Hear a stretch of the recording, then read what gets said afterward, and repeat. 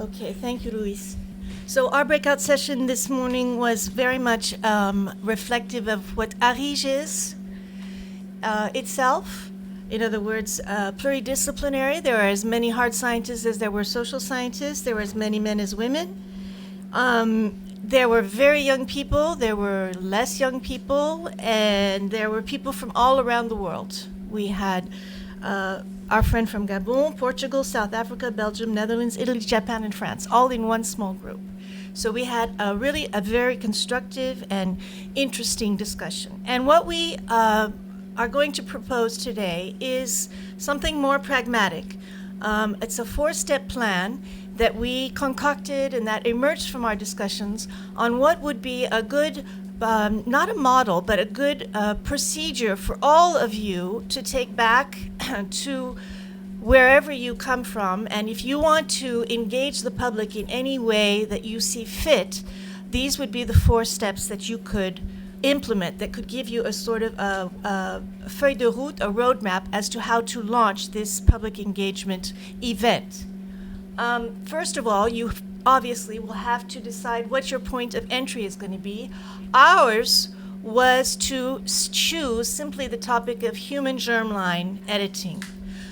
We discussed the fact that it oftentimes was non-productive or at least just simply a forum for discussion if many topics were included in a public engagement debate in a forum. And so the idea was to have one point of entry, one topic in your event. The second important thing would be to eliminate all conflicts of interest and also to be upfront as to who, if there is any funding, or who is organizing this particular engagement, public engagement project. And of course, and this is the most important thing that I think we all agreed upon, and this gets back to what Stephen Ecker was saying, we believed, and in this particular workshop, that in this particular session, that public engagement is nice, but if it doesn't have any connectivity to governance, if it doesn't have any ultimate result, hopefully, in legal or regulatory translation, then it's just a bunch of people getting together and talking about ethical issues. And that isn't really what ARRIGE is all about. ARRIGE wants to have some sort of impact, as we've stated in our aims, albeit small, but we want to be heard and listened to by regulatory representatives and legislative agents. So the goal then would be, before you organize this particular engagement event, to measure the degree of your actionability. In other words, what are you going to be able to bring as insofar as leverage and power is concerned in the event that you're organizing.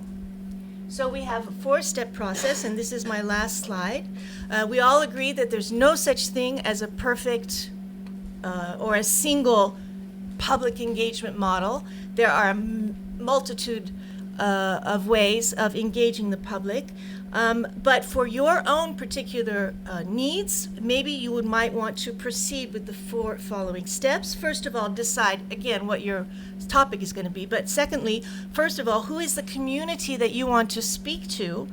Who is the community that you want to engage with? Is it high school students? Is it the general public? Is it researchers? Is it lawyers? Whoever.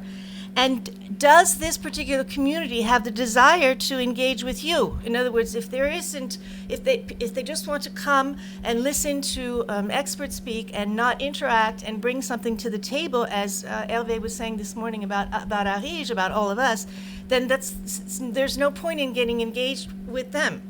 The second is to figure out how you're going to start the process itself. First of all, do you have to inform your community? Maybe you don't have to inform your community. Maybe you don't have to educate your community. But if you do, if you feel there's a need for an initial sort of expertise expose, then the first thing you have to do, and this is something that one of our members emphasized, you need to establish trust.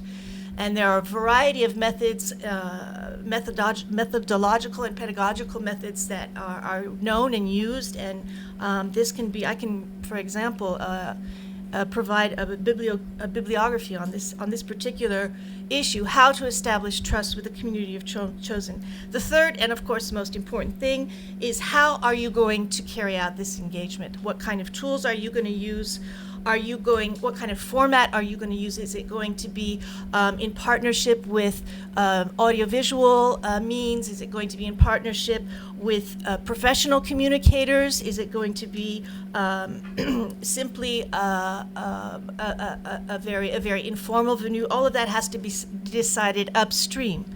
And last but not least, and once again I get back to what Stephen Eckert was saying, is you must include, if you want to have some sort of connectivity with governance, you must include in this public engagement event regulators and or lawmakers. And one example was given by Seraya. I can't see where she is. Maybe she's left already. A very interesting example of the French parliamentary representative Axel Lemaire, who worked on a public engagement activity on La République numérique. And she was behind the event itself, but she also was co-working with people who were specialists and interested in the idea of La République numérique.